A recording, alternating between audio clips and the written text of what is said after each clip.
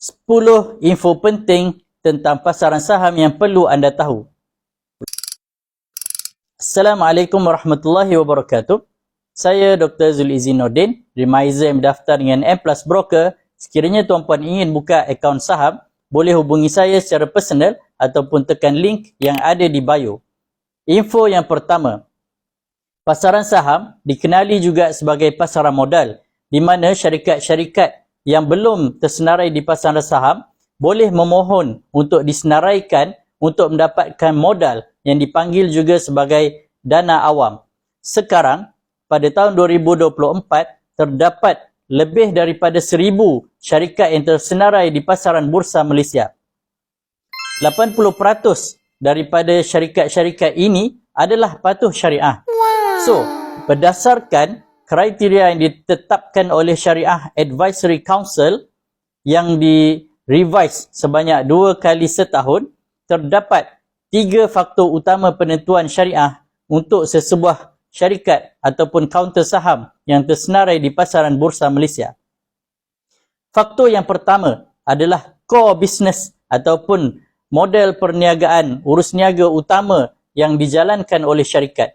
Sekiranya syarikat itu terlibat, dia punya core business terlibat dalam perkara yang haram, jelas haram dalam Islam, sebagai contoh, berunsurkan arak, judi, hiburan, pinjaman konvensional dan sebagainya, maka secara tidak langsung syarikat itu disenaraikan sebagai tidak patuh syariah.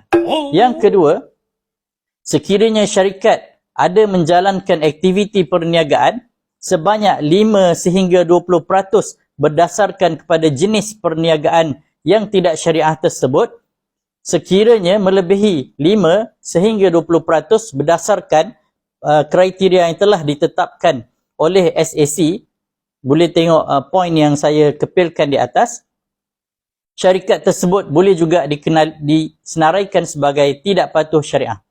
Dan yang ketiga adalah melibatkan jumlah hutang yang dibuat oleh syarikat berkenaan. Sekiranya hutang ataupun pinjaman yang dibuat oleh syarikat berkenaan secara konvensional melebihi 33% daripada total aset yang dimiliki oleh syarikat, maka syarikat tersebut boleh juga disenaraikan sebagai saham ataupun syarikat yang tidak patuh syariah.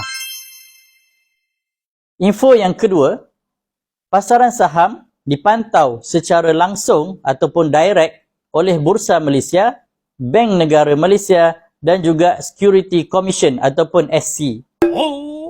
Ini menyebabkan pasaran saham bukanlah satu pasaran yang bebas sesuka hati untuk kita membuat urus niaga jual dan beli. Info yang ketiga adalah waktu urus niaga jual beli saham di Bursa Malaysia adalah pada hari bekerja, iaitu dari jam 9 pagi sehingga jam 5 petang, kecuali hari Sabtu dan Ahad ataupun cuti public holiday, sama ada hari raya ataupun hari merdeka. Manakala waktu rehat adalah daripada jam 12.30 tengah hari sehingga jam 2.30 petang. Kemudian Bursa Malaysia akan mengambil 5 minit ataupun take 5 dari jam 4.45 petang sehingga 4.50 petang untuk 5 minit rehat, dan seterusnya akan disambung dari jam 4.50 sehingga jam 5 petang dan akan ditutup untuk urus niaga hari berikutnya. Yang keempat, kesemua saham-saham yang tersenarai di pasaran Bursa Malaysia dikategorikan berdasarkan jenis perniagaan yang dilakukan oleh syarikat-syarikat yang tersenarai. Terdapat 13 sektor yang disenaraikan di Bursa Malaysia, di antaranya adalah Consumer Product and Services, Industrial Product and Services, Construction, Technology, Financial Services, Properties, Plantation, REIT ataupun Real Estate Investment Trust, Energy Sector, Healthcare, Telecommunication and Media, Transportation and Logistics dan juga Utilities. Info yang kelima, FBM KLCI ataupun mata indeks FBM Bursa Malaysia terdiri daripada 30 syarikat-syarikat yang berwajaran tinggi ataupun blue chip. Syarikat-syarikat ini dipilih berdasarkan prestasi semasa syarikat. Sekiranya terdapat di antara 30 syarikat ini yang tidak perform, most probably ianya boleh diganti dengan syarikat lain yang lebih perform daripada syarikat berkenaan. Itu sahaja 5 info penting pada part 1. Kita bersambung di part 2 untuk lagi 5 info penting. Assalamualaikum warahmatullahi wabarakatuh.